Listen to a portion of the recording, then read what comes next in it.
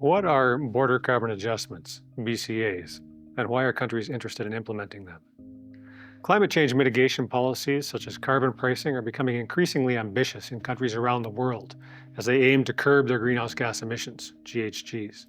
In 2024, close to a quarter of global emissions will be covered by an explicit carbon price, and the trend is clear: more will be covered going forward. But efforts to price carbon domestically can result in shifting economic activity and therefore shifting GHG emissions to other jurisdictions with less ambitious climate policies. This is called carbon leakage. The activities most vulnerable to carbon leakage are emissions-intensive, trade-exposed sectors such as steel, cement, and aluminum. To prevent carbon leakage, many countries are considering establishing border carbon adjustments, or BCAs. These are a mechanism that charges imports at the border as if they had been produced under the domestic carbon pricing regime. The European Union has had a BCA since 2023, the Carbon Border Adjustment Mechanism, or CBAM. The United Kingdom will likely have one by 2027. Other economies are exploring options, including Australia, Canada, Chinese Taipei, and the United States. BCAs are driven by a concern for leakage, and the risk of leakage in turn is driven by carbon pricing, which more and more countries are adopting. The upshot is more and more countries will consider adopting BCAs. BCA regimes are not a single instrument. They're more like a decision tree. At many points in their elaboration, there are design choices that can branch the final regime out into different directions. The final shape of the regime can look very different depending on these choices. To better understand the possibilities, let's take a look at 6 of the most fundamental choices. Decision 1, trade scope. Here the question is, will the BCA assess a levy on imports only, or will exports also be covered?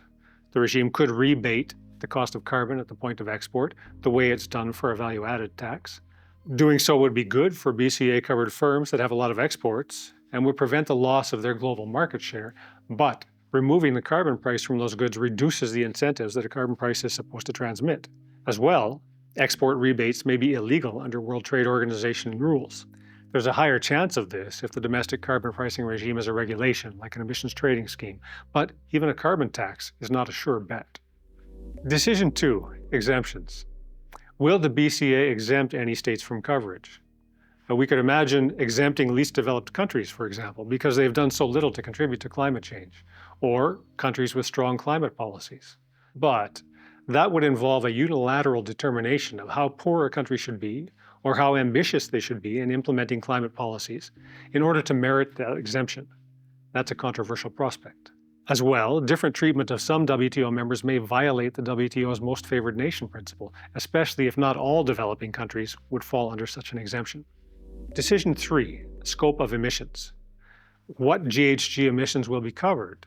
BCAs will normally cover all of the emissions that occur within the facility producing a good, that's the so-called direct emissions, but should they also cover emissions bound up in any purchased electricity, steam, or heat? Not doing so disadvantages foreign producers with clean electricity supplies. How about the emissions bound up in input goods, like the basic steel that's used to produce steel pipes, or emissions from transporting the goods to market? Decision 4, carbon accounting. When a good arrives at the border, how will a BCA regime estimate its embedded carbon? The regime could demand actual data, and that's a costly demand to comply with, but it's fair. Or it could use default values for the GHG intensity of production, and these could range anywhere from generous assumptions to punitive ones, like the worst available technology.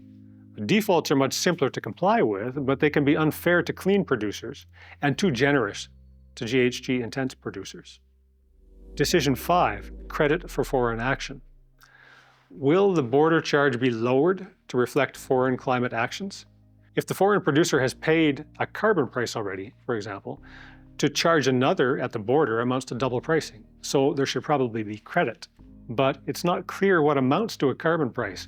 Does it have to be an economy-wide carbon price? Or could it be a carbon price just for the exports of certain goods? Beyond explicit carbon prices, what about costly climate regulations? Should there be credit for those? One of the key challenges is that, in principle, if a BCA regime is crediting for non-price-based climate policies in the country of export, it should also be raising the border charge to account for domestic non-price-based climate policies in the country of import. And this would be controversial. Decision 6, use of revenues. What happens to the funds that are collected at the border? Should they go back to the affected exporters or their host countries? Should they be used to help domestic firms decarbonize? Should they be kept as general revenue? Sending the money back would be a strong signal that the regime was not about protecting domestic producers and would be a way to compensate for the costs of compliance that are faced by affected firms. The need for international cooperation. BCAs are a new instrument. There hasn't been time yet to forge agreement on how to make them work as a piece of the complex puzzle that is international economic and environmental governance. There are at least 3 reasons why international agreement and cooperation are urgently needed. 1. A proliferation of many BCAs might mean that exporters would have to comply with many different requirements for measurement, reporting, and verification in different markets. That would be a nightmare scenario, especially for smaller, developing country producers. A spaghetti bowl of conflicting, duplicative, and trade-restrictive requirements. 2. Even the best designed BCAs will impose costs on foreign producers linked to the creation of new internal carbon accounting regimes, to reporting, to certification of their data. Again, exporters from small and developing countries will be the most burdened. There's a need then to create greater interoperability among BCA regimes to support the most affected producers in complying. 3. The answers to the design questions we discussed could lean anywhere in the final regime, landing along a spectrum from genuine environmental protection to the unfair protection of domestic producers. International cooperation would work to identify best practices, could guide domestic policymakers, and hold them accountable to an internationally agreed standard that would move the final result closer to environmental protection.